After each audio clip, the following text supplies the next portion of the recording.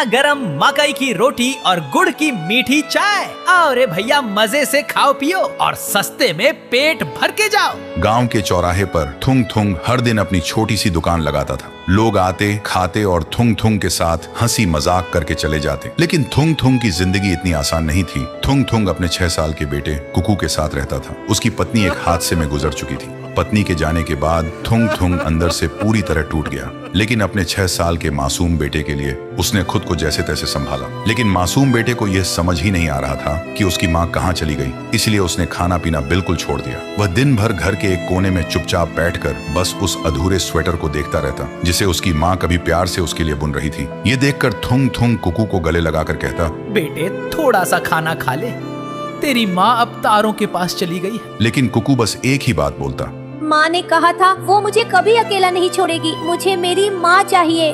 देखते ही देखते दिन बीतने लगे। एक दिन दुकान से घर लौटते वक्त थुंग थुंग को शाम हो गई थी। दिन भर के काम से थका हारा जब वह घर लौटा तो उसने देखा घर का दरवाजा खुला पड़ा था। घबराकर वह अंदर गया तो देखा घर में कुकू नहीं था। थुंग थुंग के होश उड़ गए और वह पागलों की तरह चिल्लाते हुए बेटे को ढूंढने निकल पड़ा। उसने पूरा गांव ढूंढ डाला लेकिन कुकू कहीं नहीं मिला। तभी उसकी नजर अपने ही घर के पीछे पड़ी और वहां का मंजर देख थुंग थुंग के कदम वहीं जम गए। मिट्टी से कुकू ने अपनी माँ जैसी दिखने वाली एक मूर्ति बनाई थी और उस मूर्ति की गोद में सिर रखकर कुकू सो रहा था और नींद में ही बड़बड़ा रहा था। माँ, मेरा स्वेटर कब पूरा करोगी?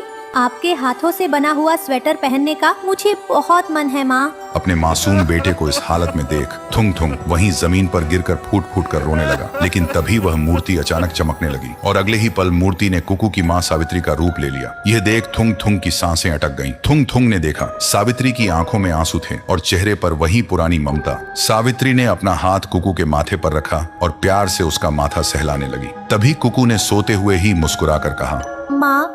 फिर सावित्री ने थुंग थुंग की तरफ देखा और कहा, आप रोना बंद करो थुंग थुंग। अगर आप ही टूट जाओगे तो हमारे कुकू को कौन संभालेगा? उसे कभी मेरी कमी महसूस मत होने देना। तभी वहां हवा का एक तेज झोंका आया और घना कोहरा छा गया। जब कोहरा हटा तो थुंग थुंग ने देखा कि वहां अब कोई मूर्ति नहीं थी, बस मिट्टी का एक ढेर था और उसके ऊपर अपनी माँ की चुनरी ओढ़े कुकू आराम से सो रहा था। फिर थुंग थुंग ने रोते हुए कुकू को अपनी गोद में उठाया और घर ले आया। अगले दिन सुबह थुंग थुंग बाहर झाड़ू लगा रहा था। तभी वहां कुकू आया और उसने थुंग थुंग से कहा, पापा, रात को माँ आई थी, उन्होंने मुझे अपनी गोद में सुलाया भी था और देखो उन्होंने मेरा अधूरा स्वेटर भी बुन दिया है। थुंग थुंग ने कुकू के चेहरे को देखा। उसके चेहरे पर अब एक अलग ही खुशी थी। तभी थुंग थुंग ने कुकू को सीने से लगाया और नम आंखों से कहा, तुम्हारी माँ हमेशा तुम्हारे साथ है बेटा, अब कभी रोना नहीं। तो दोस्तों, एक माँ की ममता और सच्चे प्यार के लिए वीडियो को एक लाइक और